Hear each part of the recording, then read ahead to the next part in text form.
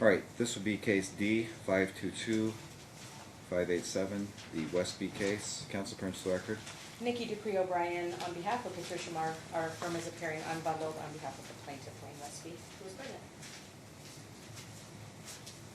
Okay. The defendant is here pro se. Let me start with Ms. Westby. I received, first of all, usually ex parte motions are for stuff that's clear, like, let's say, ex parte for non-pro-tunc orders, what you submitted.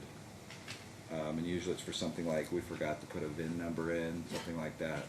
I have no idea what you're even referring to, that that Mr. Westby, quote, did not complete and include the agreed upon stipulations. I don't know what that even means.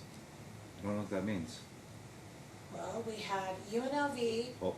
May I speak? Hold. Are you going to talk over me like that today, really? You asked me a question, I'm trying to answer you, sir. Okay. The UNLV thing? Yes. Okay. It's not in the divorce. Okay. And the stipulations that when you sent us in this little room and you told us to either finish our divorce, write the stipulations for the divorce, or we were going to hearing. So we went into the little room on July 20th and we agreed to all these things. We signed and we agreed. Okay. Neither one are in the divorce. They're not in the divorce. And so I'm saying that when you told Mr. Westby to write up the divorce and sign it, that's what we did, but he didn't include the things that we agreed on. Well, then why would you sign it? Well, I didn't get to see the whole thing all put together. Okay. All I can tell you right now is procedurally you have to file a different type of motion. What you filed is for a nunc-pro-tunc for basically administrative error, and if you're filing for anything other than that, it has to be in a different form. They have to get put on notice. In fact, you have to contact them. He has an attorney. Local rules require that you contact their attorney before and try to resolve it before you file a motion, but this is not the proper motion to file with the Okay, court. can you tell me the name of the proper motion? I Is it a cannot. secret? I cannot give you legal advice. You can go ask at the self-help center. I did, and Okay. this is what they told me to do. This is not the proper form. Okay, so the proper form, what Ms. is Westby, the proper form? I don't know, Ms. Westby, I cannot give you what the proper form is. So let's proceed on with the main issue, and you might be a little happier than you think you were going to be coming in here with the results from today. But the other thing, you're going to have to file in a different form. With the First of other all- thing, you're gonna have to file with a different thing. Okay.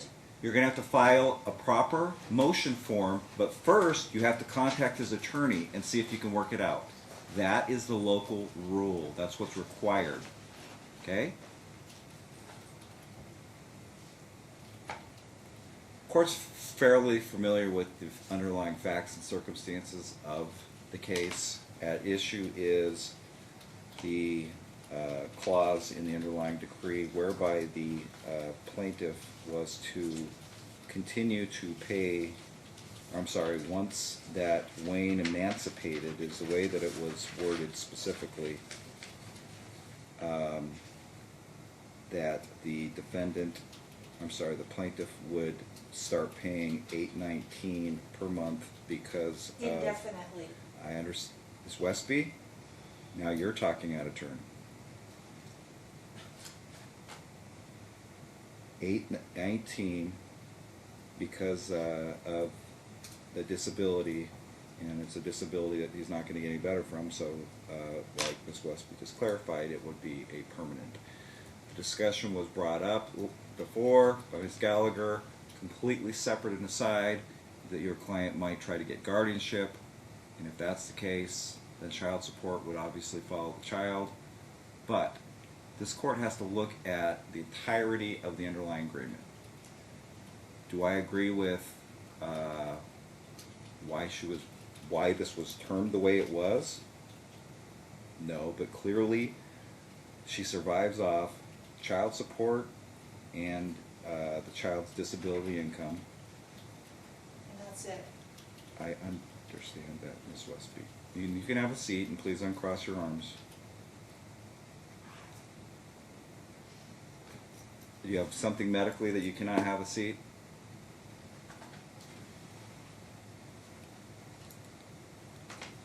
So when this court looks, again, at the underlying decree, and the most likely intent of it was that everybody anticipated that Wayne would be with the defendant throughout the duration, and that's most likely what that child support was. Why else would it, the payment for Andrew, kick in the minute that Wayne emancipated?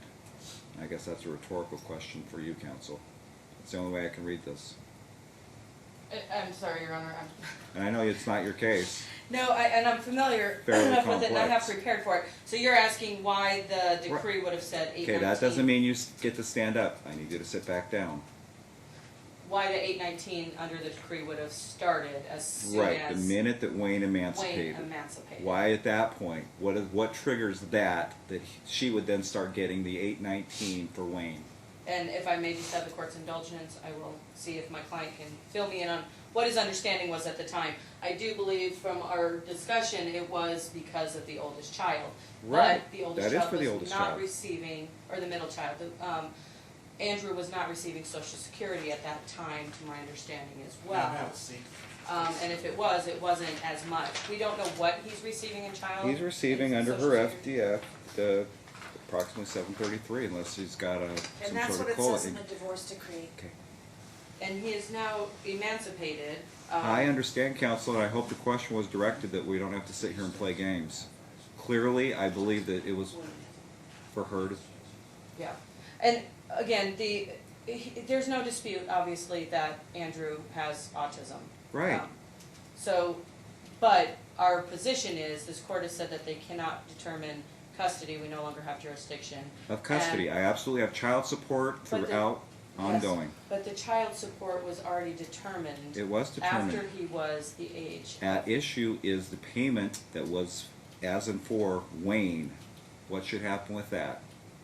For Wayne, are we talking about now? Right. Why the triggering? Let's not play these games. I I'm can not trying to play realize, games. no, and I know you're not, but I believe when you look at the decree as a whole, she lives off child support and the disability. And that's why the minute that Wayne emancipated, a la left the house, that's when he was going to pay the extra money that she was missing out on Wayne for their disabled child. For Andrew. In essence, he was getting a free ride Exactly. for Randy. Stop talking. He was getting a free ride all this time for Andrew. Yeah. So I'm going to go ahead and just make the ruling. I'm very familiar with this case. I believe that was absolutely the intent. Here is the thing, Miss Westby, and please don't have any conniptions in the court because my marshal will take you out. The fact is, however, I realize you do not work. The fact is, Wayne does live with the plaintiff. So until he emancipates on June 26th of 2019, the amount of 819 has to be reduced by statute to 719 in July of 2019. It will go back up to 819. Your Honor, just clarification, it's 2020 he emancipates. I'm a year off. He'll turn 19, he'll be done with school in 2020. We held him He'll back still a be year. in school. Okay, so it'll be 2020. So Yeah. as long as, until he graduates high school, it will be 719. The minute he graduates high school, it will go back up to 819. Will it say that in the papers? That's the order from today. I would Okay. suggest you can prepare. You can get the minutes if you want. Your Honor, and I'm just trying to clarify, you're saying 719 up until then, because wait. She should be paying him $100 a month in support. Right. Okay.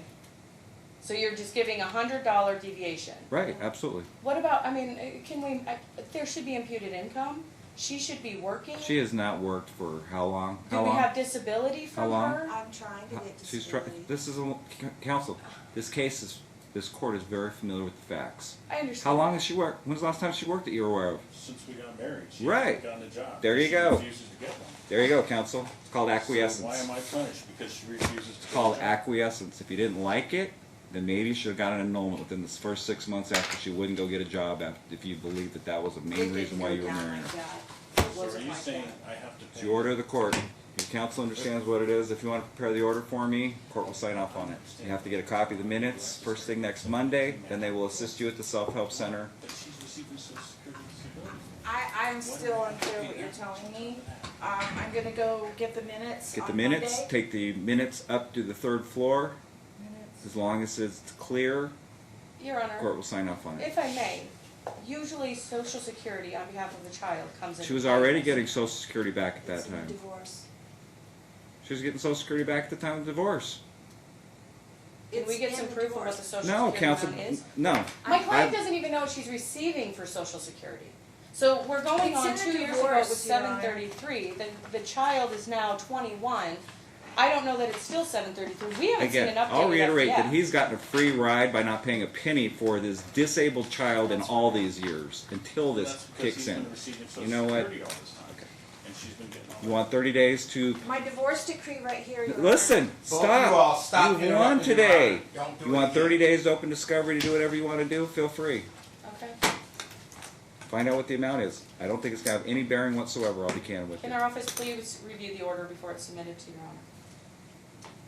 If she's gonna draft in proper person, I would like to review. That's the right. You have to drop it off to their office for 5 days. If they haven't given it back to you within 5 business days, then you could bring it right to the court. I'm really confused now. I have to do her job now? Listen, you're the one. Do they seem happy right now? I don't care if they're It- happy, I just wanna know what I'm supposed to do. Yes, I'm sure you would not want to be the happy one today because I've seen you in your not so happy moods in this prior case. You have to prepare the order. You have to drop it off by her office. If she Prepare doesn't sign it within order. 5 days, then you could drop it off to my 3rd floor and the court will sign it. Okay. It's not a complex order. I am not an attorney. I understand. And I would really appreciate if we could lower the tone. I'm trying to get the information, Come on, please. there's no tone. Okay, I prepare the order. I wait till Monday and I get the minutes. Yes. And then, Go back to the self-help center and they should assist you from there. That's all I can do, Miss Westby. Have a good just day. a word, prepare the, I wait till Monday, I go to the self-help center, prepare the order, I take the order to her, and then, The minutes will lay everything out, what you need to do. the minutes will lay everything out what you need to do. Minutes will lay out everything. Okay, Tori, we're done. We're done. Thank you, Your Honor. Have a good day. Your turn. We have to call another case.